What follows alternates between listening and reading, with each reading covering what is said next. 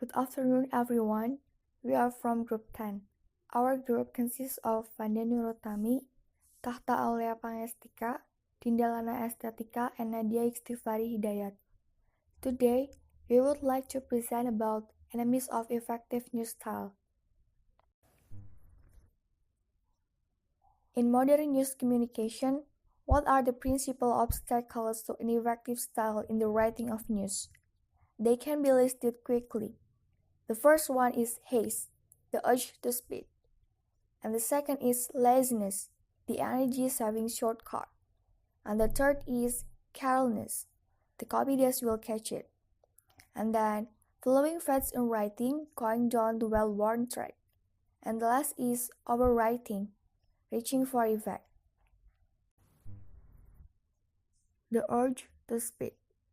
Neiman Fellow wrote anonymously in the April 1950. Neiman reports, modern news is history in a hurry.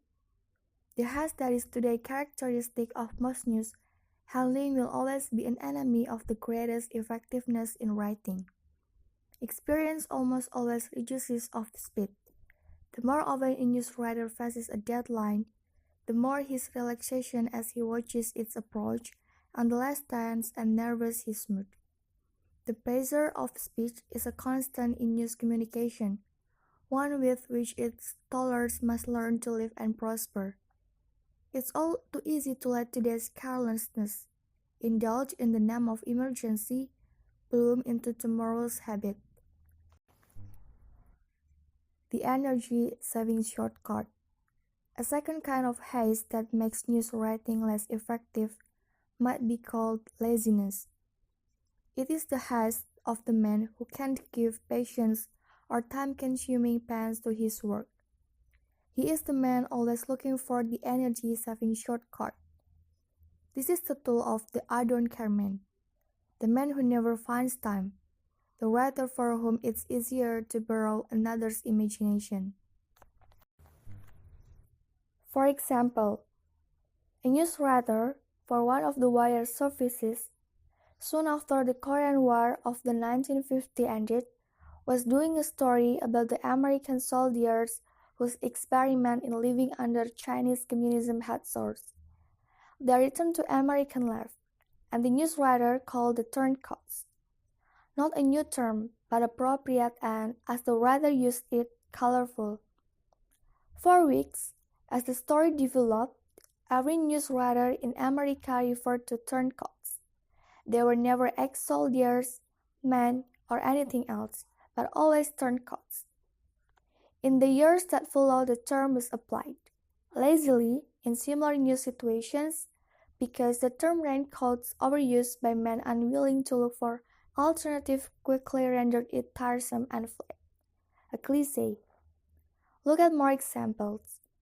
Not all that could be dredged up, but enough to suggest the wealth on which the Frank Sullivans have based their criticism. Rounding into shape, face a Xavier test. Leave no stone unturned, no holds barred. Let the chips fall, etc. Axe to grind. Bend every effort, nose to the grindstone.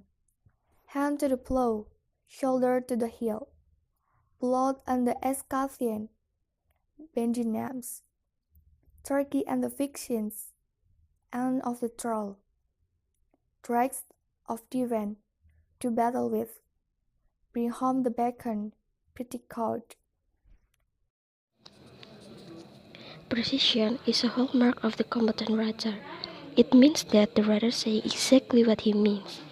Careless writers who are satisfied to say something vaguely in the neighborhood of what they really mean or of what the facts require are a widespread and deplorable blemish on the journalistic craft. They are sometimes the ones who are too lazy to find the true and effective expression of their meaning, or the ones who believe that the copy text will catch it. A true writer has too much pride in his craft and art, and too much respect for the sensitivity of his implementation of communication, to leave it to somebody else to use them properly or even sharpen or adjust them. He knows that he will never find writing easy, Writing cannot be anything but hard work.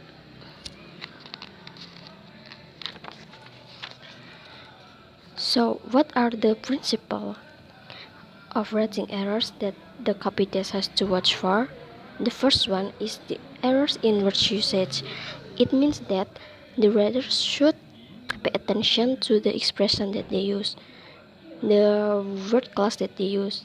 Sometimes some words have similar meaning, but they are not exactly have the same meaning. So the reader should pay attention to those words that they use. And then the second one is the levels of usage. Generally, there are held to be three. The first one is formal written English. Second one, the informal spoken English of educated people. And then the third one is the normal spoken English of non-professional people. And then the last principle that the copy test has to watch for is the wordiness, clumsiness, and complicated sentence structure. It means that the writer should write in such simple and understandable ways. It means that they have to pay attention to the structure, to the sentence that they read so that it can be easily understood by the readers. Recall this sentence for an example earlier in the book. Firemen fought the stubborn blaze without masks or other precautionary measures until the arrival of an official who warned the buildings contained chemicals which easily could form poisonous gases.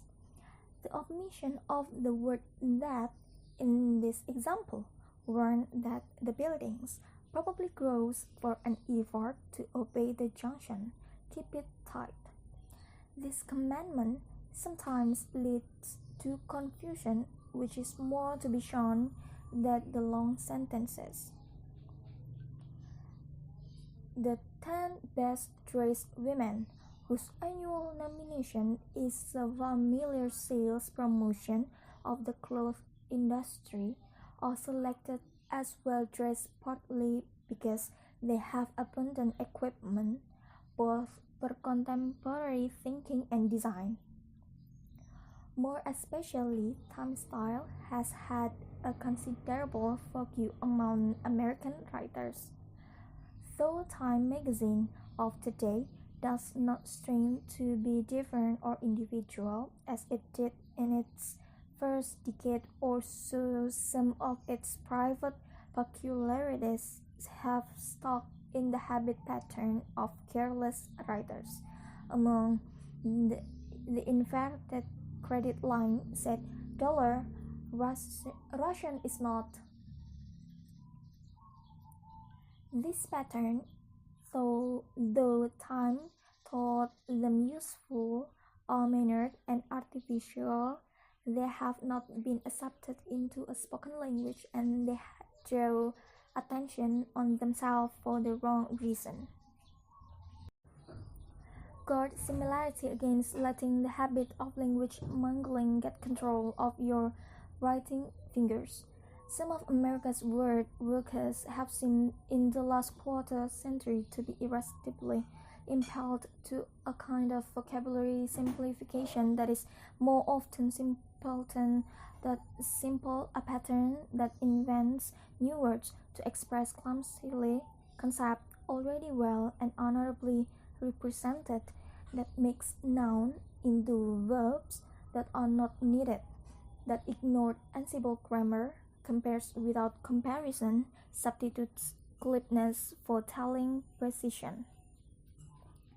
Use of wise, its all-purpose suffix to transmute any noun into modifier, sales-wise, news-wise, concentration-wise, film-wise, problem-wise.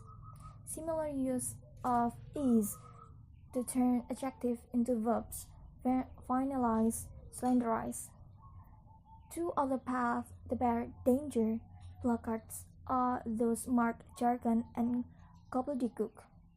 Jargon is the specialized language common to and appropriate in any particular field of activity. Sport, business, science, religion, or other. Jargon often works in its way into the common idiomatic language.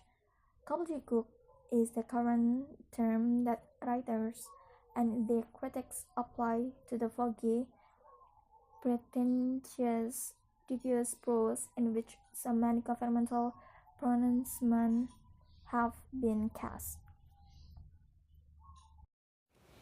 To all employees of this commission, any employee who might be engaged in occasional outside activities and whose services are actuated by the experience or knowledge gained during the course of his or her employment by the commission or because of information available to him or her, the contents of which is directly or indirectly connected with said employment and by reason of such experience, knowledge, or availability of information, receives benefit which such employee would not enjoy if he were not gainfully employed by the commission, or the outcome of which might be affected or influenced by the result of any action or duty performed by this commission.